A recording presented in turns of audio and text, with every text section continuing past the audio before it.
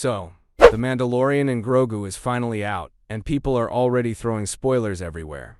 Seriously? This is the first Star Wars movie to hit theaters in almost 7 years. Let people experience it first.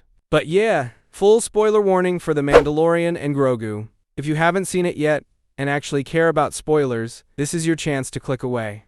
If you've already watched it, or you just don't care, let's talk about it. Now this isn't going to be a full scene-by-scene breakdown. But honestly, it might feel like one because there's a lot to unpack here. Still, there are definitely parts I'm skipping over. The movie starts strong though. Mando's back doing classic bounty hunter stuff, looking cool as always. Then we get that giant CGI walker sequence, and man, the CGI looked rough in some shots. Grogu's over there tapping on Mando's helmet like, bro, there are thermal detonators behind us. Meanwhile, Mando's busy lining up the perfect shot while the timer's literally beeping down. And then everybody suddenly forgets Grogu has the Force. Little dude just casually launches the detonators out of the walker and saves the day. Problem solved.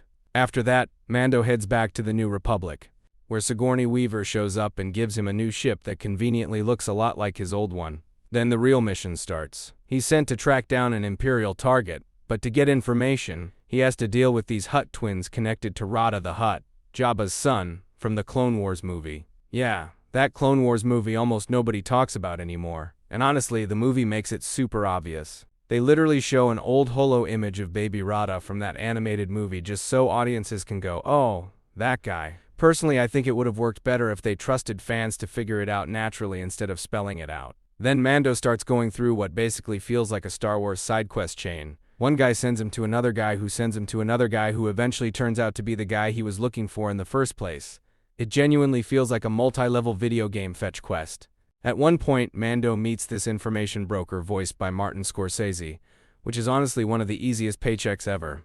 He barely does anything. And then there's Rada the Hutt himself. But here's the thing, you genuinely can't tell it's him. And it kind of feels like Disney just cast him because the bear is huge right now, and they wanted the cross-promotion. Rada's whole character is basically, I'm not my father. I hate Jabba's legacy. I just want to fight in the arena. The weird part is, he repeats the exact same speech multiple times in different scenes. Like the movie really wanted to make sure we understood his motivation. Eventually, Mando gets thrown into the arena, and now we're watching giant CGI. Monster fights for like the 3rd time already. That becomes a running theme in this movie. Then Embo from Clone Wars randomly appears in live action. Zeb shows up too, and it starts feeling less like storytelling, and more like, hey, remember this character? Nostalgia bait. Later, Mando gets captured by the Hutt twins, because he didn't hand Rada over to them. This leads to one of the funniest unintentionally dumb moments in the movie. The Hutt twins remove Mando's helmet and are like, this helmet is worth a fortune on the black market. Then 2 seconds later they throw the helmet back to him before dropping him into a monster pit. Like, what? You literally just said it was worth a fortune. Why are you giving it back? But obviously the movie can't have Mando without the helmet for long, so logic takes a vacation. Grogu eventually rescues him. But here's the issue. The movie never properly explains how Grogu even knew where Mando was. Maybe Force connection? Maybe tracking device? I don't know.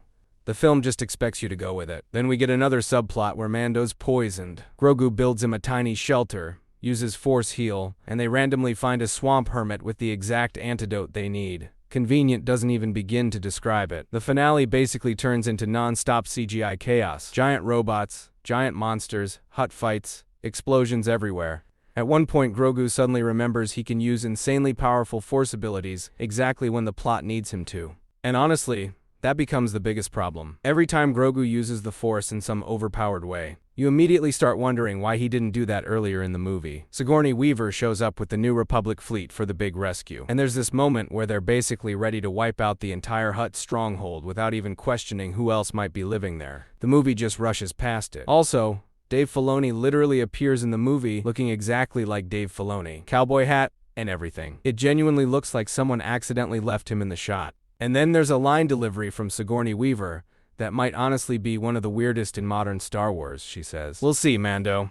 We'll see. And the delivery is so awkward it feels straight out of a parody. Overall, this movie honestly feels less like a cinematic Star Wars event and more like several Mandalorian TV episodes stitched together and released in theaters. You can literally feel where episode breaks probably would have happened. That's the biggest issue here. Big screen Star Wars used to feel massive, important, like something you had to see. This just feels like content. Expensive content, sure, but still content. And that's kinda sad because Star Wars used to inspire generations of filmmakers. It was cultural history.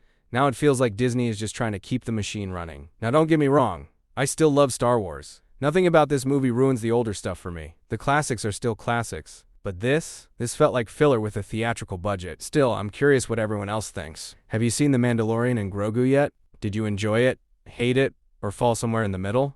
And what's your favorite Disney-era Star Wars project overall? Comment below and let me know. And if you enjoyed this review, stick around for more movie and trailer reactions.